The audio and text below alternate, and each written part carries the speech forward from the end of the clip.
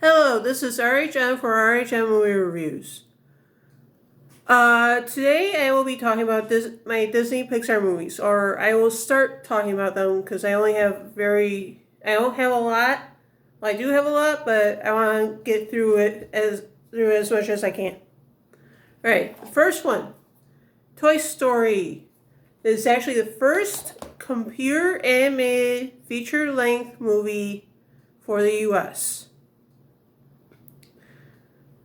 It has a great cast, and like Snow White before it received an honorary Oscar because it was the first computer-length animated movie ever made in the U.S. It's, as I said, great cast. Tom Hanks, Tim Allen, great on-screen chemistry for doing voiceover. A little shout out to Tim Allen if you're watching this. Please, I'm begging on half of most Toy Story fans and your fans, The Last Man Standing. Please get Tom Hanks to guest star because I don't know how many other fans of your show and the Toy Story franchise want it, but I would like to see you and Tom Hanks do something live action together. It would be something else. And the other two Toy Story movies have great casts as well because they added on. And for each movie, every time, for every film, the villain has always got his comeuppance, or villainess has gotten their comeuppance, depending on the Disney Pixar movie. And there are Easter eggs throughout these movies, talking about, like, you will see the Toy Story Pizza Planet truck in each of these other movies, in some way or fashion. Or you'll see little minute details from other movies brought into this movie, and they're from the other movies. I only have 3 Toy Story movies. I know there is a 4th one out there. I have not seen it. I've been told it's not that good. So what I can say of the 3 I do have, they are good. I think Joan Cusack being probably the only famous person from Illinois in the cast. I think she did an excellent job as Jessie in 2 and 3. And as I said, I love all 3 Toy Story movies. I don't know if there's going to be another one, but who knows. Now, when I talk about the movies DreamWorks did their own version and the same kind of story, I will tell you the name of the DreamWorks movie as well as the Disney Pixar movie. And please, whoever wrote the article in the Daily Herald, in Chicago's Daily Herald, about comparing The Wild, which is just Disney, to Madagascar, you are wrong. That was not Disney Pixar. That was just Disney. All right, going on. Next movie, A Bug's Life. It is really good. It was last movie for a couple of the actors in it, like Madeline Kahn and Roddy McDowall. The movie is actually dedicated to Roddy McDowall, believe it or not. It has an all-star cast. Toy Story 2, all nominated for Oscar for Best Original Song. They lost. Toy Story 3 is the only one to actually win animated feature and song. Well, actually, it was the first one. Because after that, it was Coco. And since then, that's been it. As I said, the DreamWorks version, I don't have it, but it's called Ants. It's basically some of the same kind of storyline, but out of the 2, Disney Pixar, won at the box office. Next movie is Monsters, Inc. It was nominated for Best Animated Feature Oscar. It lost to Shrek. It has an amazing cast. And the actor who voices, I forgot the character's name.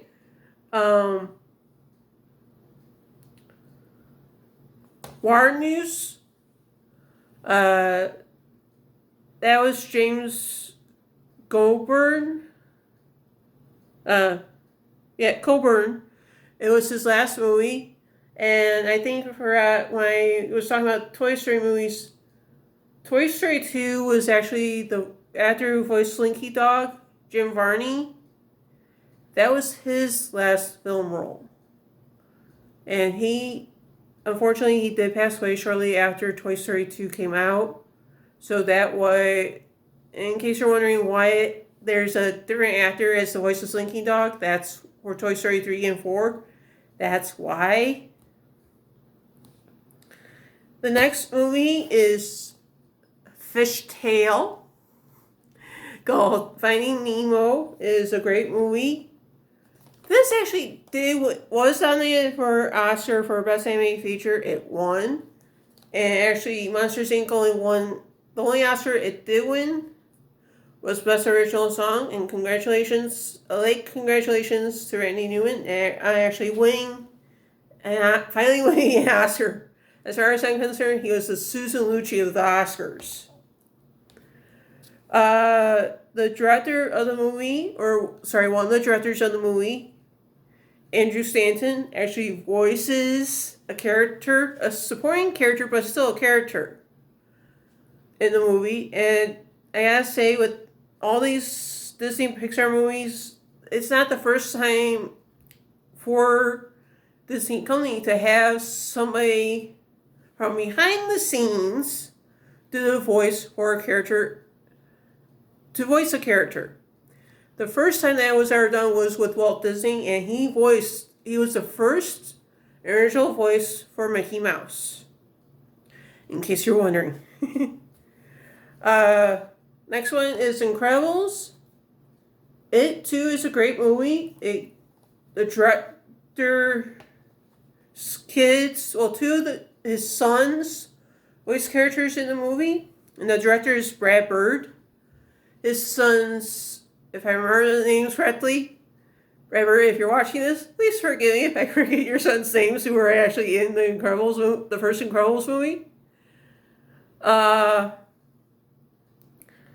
They are Michael Bird and Nick Bird, I think I'm right. And Nick Bird actually voiced a character in Finding Nemo.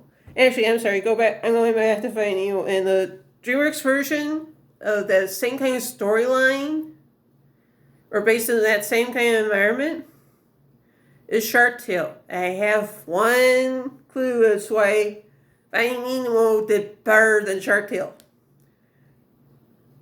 The one thing I think was because Finding Nemo actually used the flippers. They didn't give the fish actual fingers. Sorry, going on. The Incredibles did win, like Finding Nemo, won the Oscar for Best Animated Feature.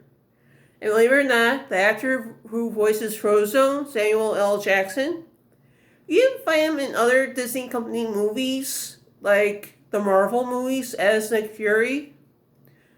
But as I said, Frozone, believe it or not, it was his first animated movie ever. He has done other animated movies. If you don't want to include Incredibles 2, you don't have to. That's totally up to you. But technically I do, because actually those are the only two animated movies of Samuel L. Jackson's I own. Sorry.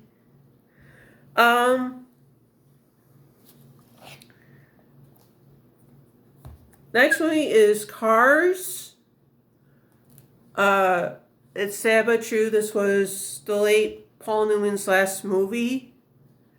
I would say it's a technicality because you also hear his voice in Cars 3 because, well, from what I can understand and what I've read of the trivia, is they actually they had extra recordings of him just talking with the director, John Lasseter. I mean, just talking about normal stuff. And an amazing thing, too. And the sad thing is, while this movie was wrapping up, the other director, Joe Rampt, died in an accident in a car. I forgot what. I think it was a car crash or a plane crash. I forgot what it was, but he died. And this was one of his last. Cars was one of his last movies because the other movies were. Well, I know one for certain was.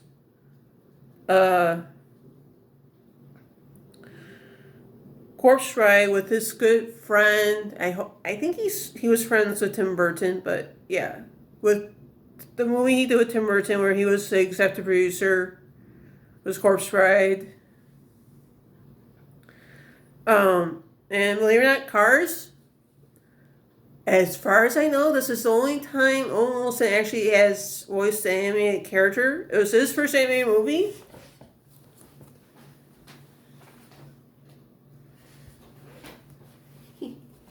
And there are race car legends who lend their voices to this movie. Like, I don't know who the race car legend who actually is the king. I keep on forgetting what his real name is, but he does voice the king in the movie. And of course, this was the first time you actually, get to hear Michael Keaton. Yes, some of you I'm just saying older people know him as Batman from Tim Burton's two Batman movies, the Batman and Batman Returns. But as far as I'm concerned, his character is a villain in this movie. And there is a villain in Cars 3 who does a voice in Monsters University, an actor by the name of Nathan Fillion. He is a great actor. He does a good job. He is funny. But I still find it strange that when it comes to family entertainment or stuff like Cars and Cars 3 and Monsters University, that he plays a bad guy. I mean, I'm used to seeing it as, I'm sure most of you would agree, we're used to seeing him as a good guy unless you saw the last season of Buffy the Vampire Slayer, where he actually was a bad guy. Cars actually was the first animated movie to win the Golden Globe for Best Animated Feature. It was nominated for the Oscar for Best Animated Feature, but lost to Happy Feet. And to me, well, both movies are pretty good, but I'm a little iffy on which one is better. Next movie is Wall-E. It is a great story, a great love story between Wall-E and Eve. It did win an Oscar for animated feature. There's not much to say about Wall-E. If you get this DVD version, I'm sure if you get a Blu-ray version too, I'm not sure. But on the second disc, which is the bonus features disc, it has something called the Pixar story, which is really good. It tells you how the company came to be, and it only goes up to Cars, which was when Disney bought, around the time Disney had bought Pixar, and that's when everybody went up, got the three major players of Pixar got different kinds of jobs for within the Walt Disney Company. John Lasseter became the CCO of Disney Pixar Animation Studios, as well as what attractions were going into the Disney parks around the world. Moving on, the last movie I'm going to talk about is Ratatouille. Ratatouille is good. It won the Oscar for Best Animated Feature. It was nominated for other things. But I should mention before I talk about anything else, before I talk about the DreamWorks version called Flushed Away. There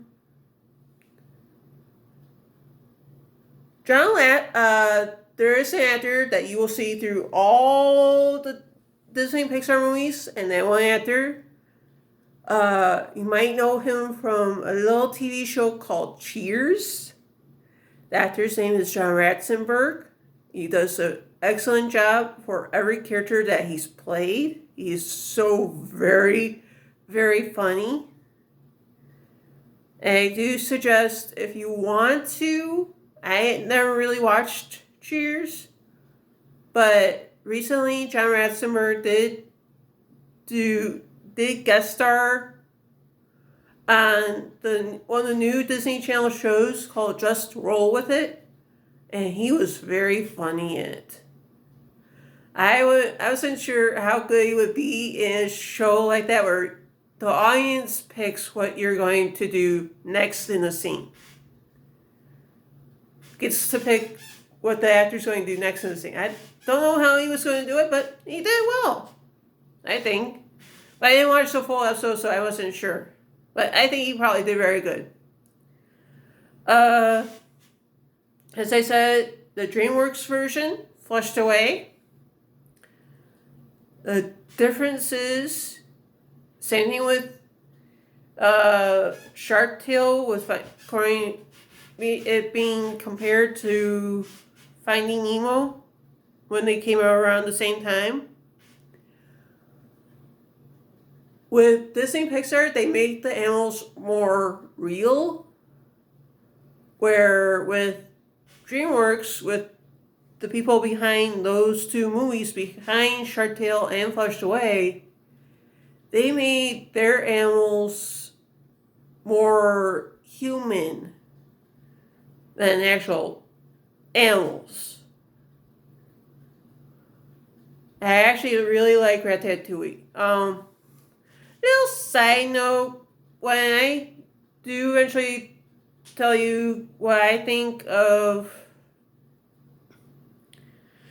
the Disney Pixar shorts, I should tell you that I actually saw Lifted. That was a short that aired before Ratatouille. And I saw it. Shout out to my alma mater, Columbia College Chicago, and I want to say he's my favorite professor in the animation department. But he got the guy who directed Lifted to premiere Lifted at my alma mater, Columbia College Chicago.